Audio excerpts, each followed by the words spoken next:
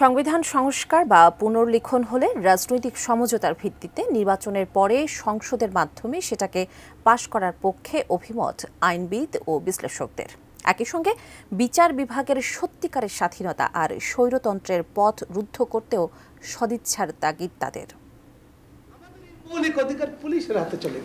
সংবিধান সংস্কারের জন্য যখন অন্তর্বর্তী সরকারের গঠন করা কমিশন মতামত শুনছে বিভিন্ন শ্রেণী পেশার মানুষের, তখন সুপ্রিম কোর্ট এবং বাংলাদেশের সংবিধান ইস্যুতে কাজ করা সাংবাদিকদের সংগঠন ল রিপোর্টার্স ফোরাম সংবিধানের একটি খসড়া উপস্থাপনা প্রকাশ করল।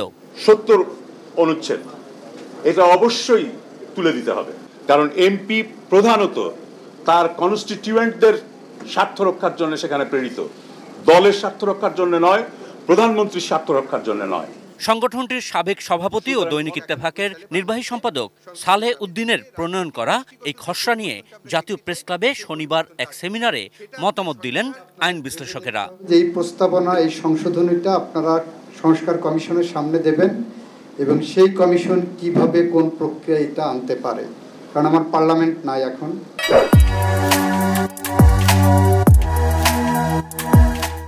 যেটা আছে রাস্তার ওই পারে আমাদের সুপ্রিম কোর্ট আছে এবং এই সুপ্রিম কোর্টে কিন্তু পঞ্চদশ সংশোধন নিয়ে শুনানি চলছে, ত্রয়োদশ সংশোধন নিয়েও শুনানি হওয়ার কথা, অন্যান্য বিষয়গুলো সেখানে উত্থাপন করা সম্ভব। সবচেয়ে বড় প্রশ্ন, অন্তর্বর্তী সরকারের সময় কি সংবিধান পরিবর্তন সম্ভব? এই প্রক্রিয়ায় বা এগিয়ে যাবে কিভাবে? অনেকের ধারণা যদি পঞ্চদশ সংশোধনী বাতিল হয় তাহলে তত্ত্বাবধায়ক সরকার ব্যবস্থা ফিরে আসবে। আমি যতটুকু বুঝি এটা সংসদে একটা বিল আকারে উত্থাপন করতে হবে, একটা অনুমোদন করতে হবে। আমাদের এই যে কাজগুলি ওই সংসদে রেটিফাই করবে, এটি আমাদের ঐতিহ্য। Unless there is a political settlement between the parties, তাহলে এগুলি আসলে কাগজি বুলি থাকবে, কোনো কাজ হবে না। প্রশ্ন উঠল দেশের সাংবিধানিক প্রতিষ্ঠানগুলো নিয়েও। কেন বিচার বিভাগে দলীয়করণ হয়? কিভাবে শাসক স্বৈরাচার হয়ে ওঠে? এর সঙ্গে সংবিধানের যোগাযোগ কতটা? সেসব বিষয়েও আসলো বিভিন্ন মতামত। আমরা কোনো প্রেসিডেন্টকে ওইখানে head of the caretaker government দেখতে চাই না।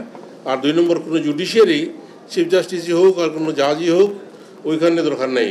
আপনাদের সর্বজন পরিচিত ইশতিয়াক সাহেব কক্সবাজারে গিয়ে বলেছিলেন বিচার বিভাগ পৃথক না করে আমি ঘরে ফিরবো না, কিন্তু উনি কবরে ফিরে চলে গেছেন। কোনো রাজনৈতিক দল এটা চাই না। এখন যদি মনে হয় যে সংবিধানে প্রধানমন্ত্রীর ক্ষমতাটাকে ডিফাইন করা দরকার, তো সেই ক্ষেত্রে ডিফাইন করে ফেলাই ভালো। কে কি প্রধানমন্ত্রী করতে পারেন, যেন তিনি ওয়ান ম্যান শো না হন। তিনি সংবিধানের এই খসড়ার সমালোচনা হলেও এরকম আয়োজনকে সাধুবাদ জানালেন প্রায় সবাই। আবারও ধন্যবাদ দিচ্ছি যে এত কষ্ট করে এত কিছু লিখছেন। এটা কেউ সমালোচনা করুক, ইনারা যেটা আবার সহ্য করতেছে, এটাও একটা বড় কথা, কারণ সমালোচনা আমরা সহ্য করতে পারি না। বিগত দিনগুলোতে আমরা দেখছি যদি কেউ সমালোচনা করে আমাদের পুলিশ ভাইরা তাদেরকে বাইরে নিয়ে চলে গেছে। আশিকুর রহমান অপু, এটি নিউজ, ঢাকা।